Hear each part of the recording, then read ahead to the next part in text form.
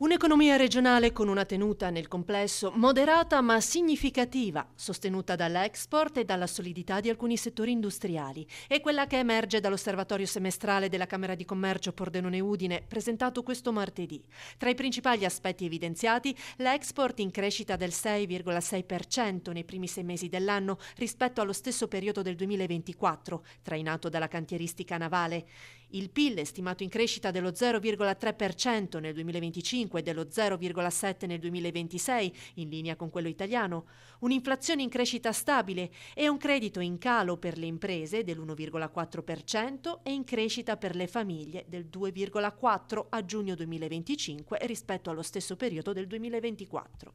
Friuli Venezia Giulia direi che mantiene delle posizioni positive, soprattutto per quelle che sono la crescita delle aziende. C'è un recupero del settore manifatturiero, un recupero anche soprattutto per la crescita del PIL dovuto al comparto delle costruzioni. Il settore dei servizi rimane stabile ma è cresciuto tantissimo in questi ultimi anni.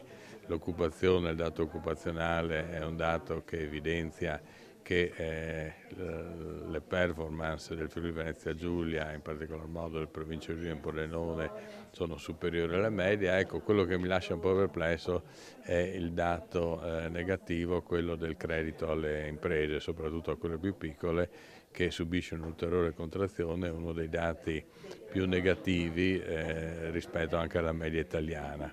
Quindi vuol dire che nella nostra regione, nonostante ci siano delle strutture in parte pubbliche come quelle regionali, in parte diciamo misto pubblico-privato come i confidi, il credito necessario alle imprese, in particolar modo alle micro e alle piccole imprese, non arriva con la quantità che il sistema richiederebbe.